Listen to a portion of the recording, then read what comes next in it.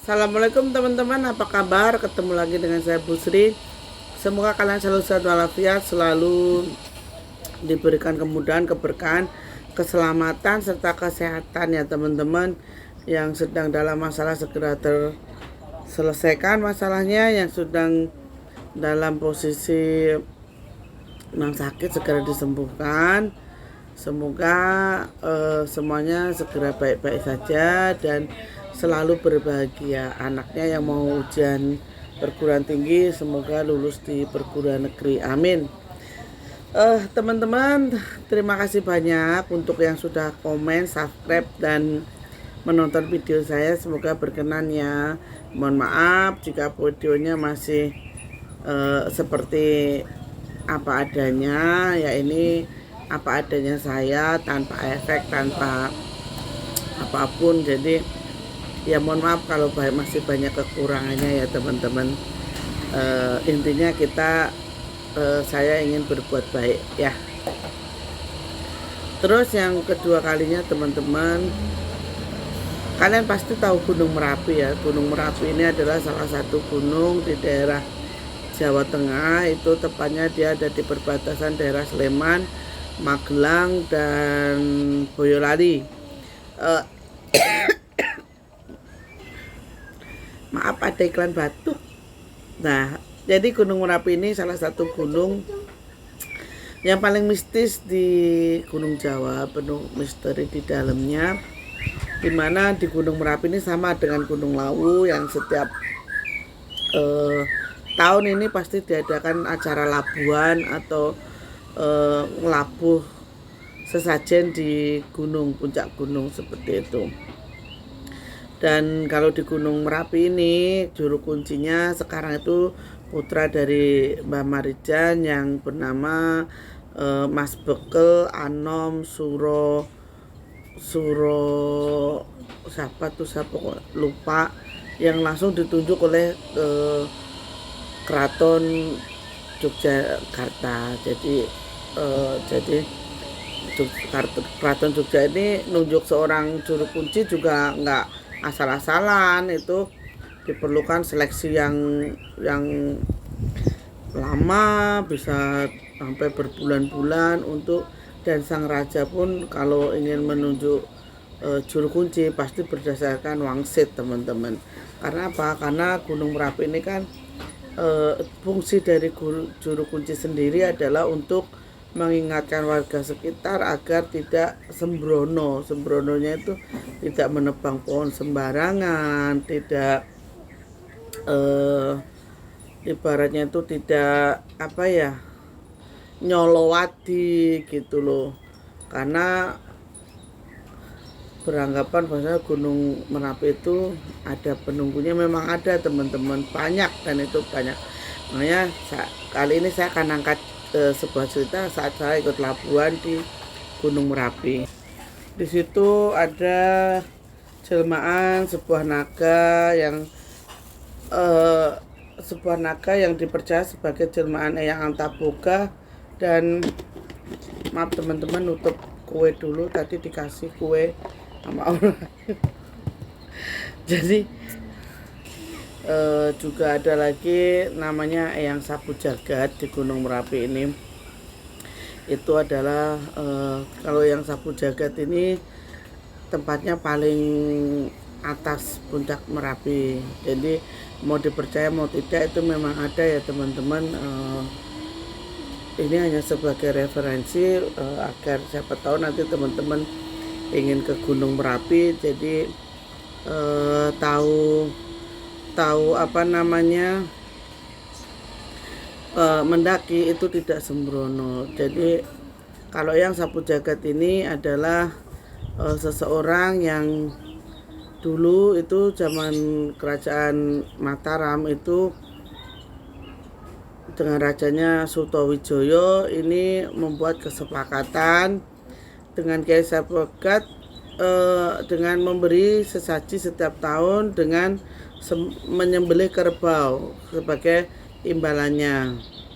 Dan Eyang Sapu Jagat akan melindungi Mataram itu dari segala bencana. Selain itu juga ada satu sosok, yaitu Mbah Petro. Mbah Petro itu akan selalu muncul ketika Gunung Merapi itu meletus, teman-teman. Nah, Mbah Petro ini sendiri adalah salah satu penunggu Gunung Merapi yang memang sering berinteraksi gitu, teman-teman. Kalau Mbah Petro ini biasanya munculnya itu di sekitar perrimbunan bambu yang ada di Gunung Merapi, teman-teman. Karena di atas Gunung Merapi ini sudah tidak ada pepohonan ya, karena mungkin terlalu seringnya erupsi begitu. Nah, lereng selatan itu ada nah, di Merapi sendiri ada sebuah lokasi itu namanya Pasar Bubrah, teman-teman. Kalau kita mendaki dari Selo Boyolali itu perjalanan menuju puncak itu nggak lama, paling lama itu 7 jam 6 jam itu kalau kita jalan santai. Kalau cepet itu cuma 5 jam, teman-teman. 5 jam kita sudah sampai di puncak. Nah, kalau di Pasar Bubrah ini seperti di Lawu, sebenarnya ini adalah pasar goib di mana banyak hiruk pikuk orang berjualan yang tidak kasat mata. Makanya terkadang orang-orang yang mendaki Gunung Merapi ini seperti mendengar ada keriuhan orang berjualan ini itu. Tapi setelah sampai di situ kita tidak akan melihat apa-apa, teman-teman. Nah, ada salah satu sosok yang berjubah putih dan sering muncul, itu yang sering membantu para pendaki, itu namanya Mbah Simbarjoyo. Nah, saya ketemu Mbah Simbarjoyo ini waktu labuhan di Gunung Merapi.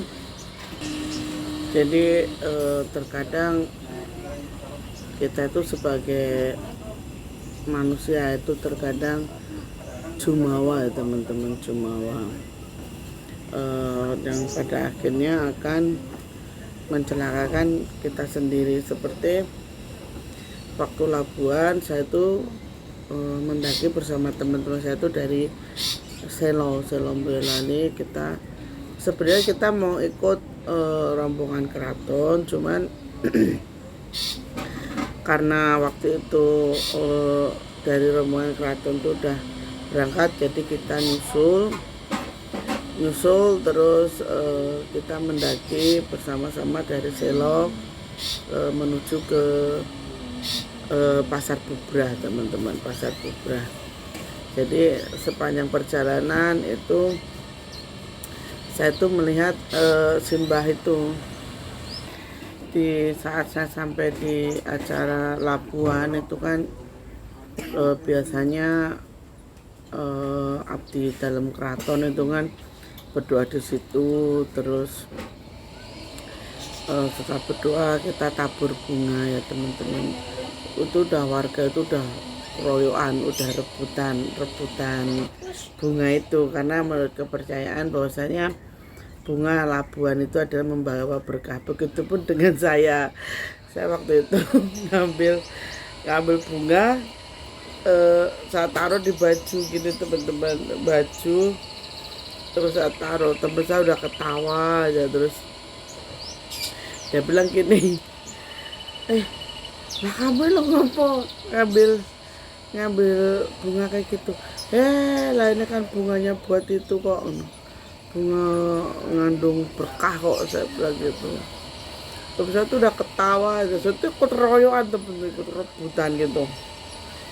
Nah, hingga saya tuh setelah selesai itu saya ditemuin dengan seorang laki-laki tua. Dia tuh berkata begini, "Nenek, kamu itu loh sudah jadi wadahnya kok masih nyari yang lain tuh buat apa?" katanya gitu. Terus saya bilang gini, "Nah, saya kan cuma wadah Tapi kan saya juga pengen punya yang lebih gitu, terus banyak ini bilang ya nggak usah nyari yang lebih, orang tuh narimo yang tandum gitu, menerima apa yang sudah diberikan sama pencipta. Jadi nggak usah nyari yang lebih, itu apa yang jadi milikmu yaitu kamu terima, kamu biarkan ini menjadi bagian dari orang-orang lain, seperti itu. Akhirnya saya tanya, Mbah, Mbak ini rumahnya di mana? Ya aku di sini wae, rumahku di sini wae. Nanti kalau kesini lagi jangan lupa bawa jarik lurik gitu.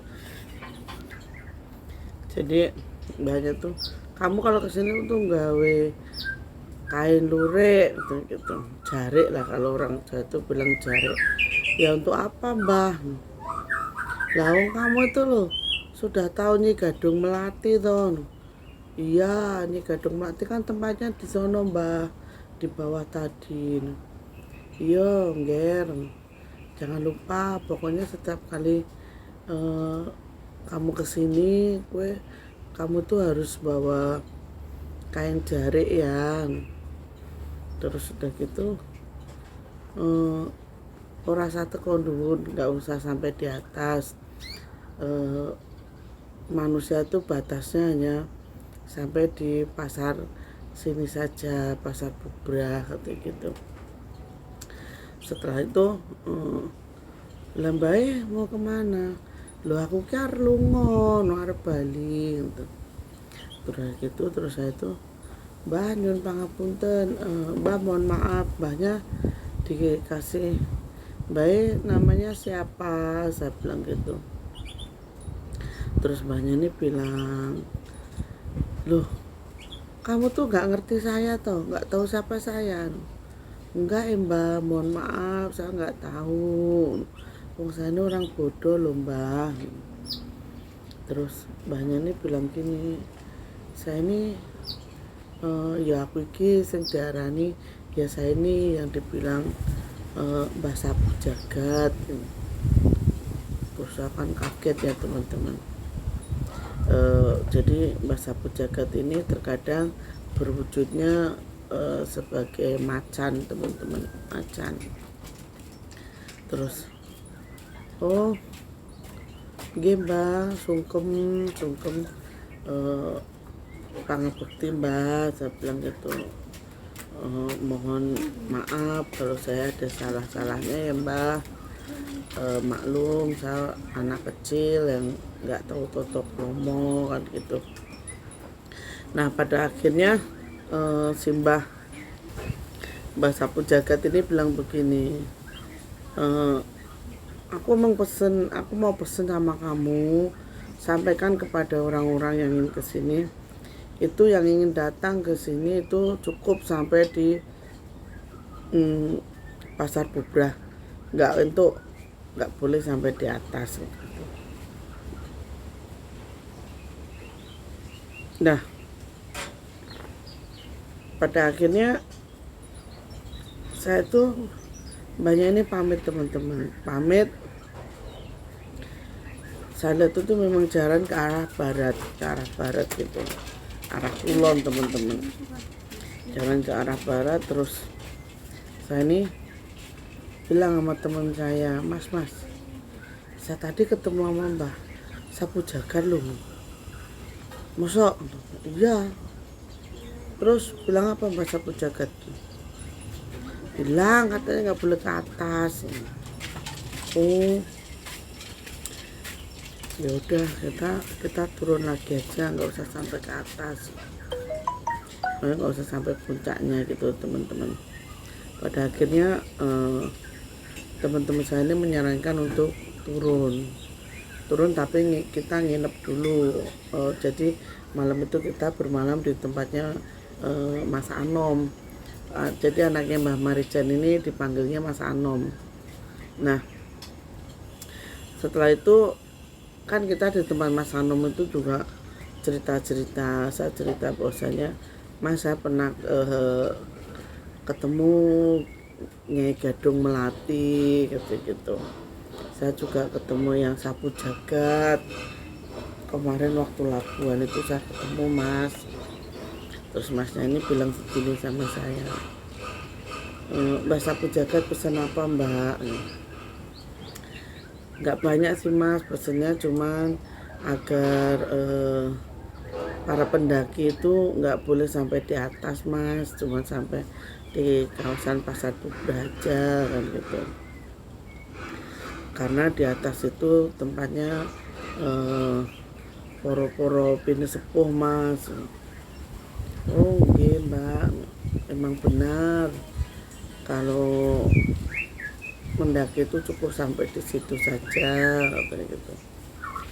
Karena selain kalau ke atas itu banyak bahayanya, juga kita itu ibarat kata nginjek kepalanya yang bawa rekso Gunung Merapi ini.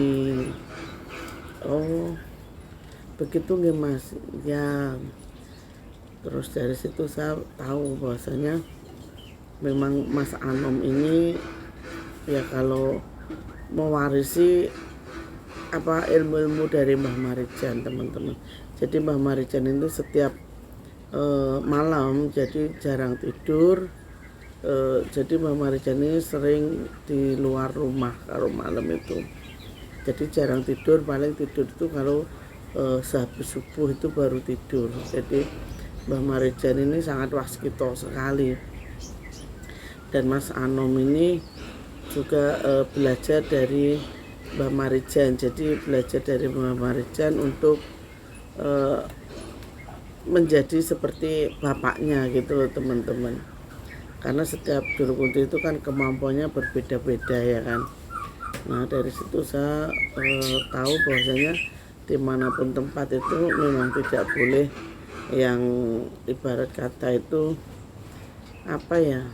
seenaknya sendiri gitu loh teman-teman. Jadi seperti itu saya hanya menunjukkan penunggu-penunggu gunung berapi mungkin ada manfaatnya. Kalau tidak ada manfaatnya mohon dimaafkan, karena saya sebenarnya hanya menceritakan pengalaman hidup. Jadi kalau kurang berkenan mohon untuk dimaafkan ya teman-teman. Akhir kata, assalamualaikum warahmatullahi wabarakatuh. Semoga kalian selalu sehat walafiat. Amin amin ya robbal alamin.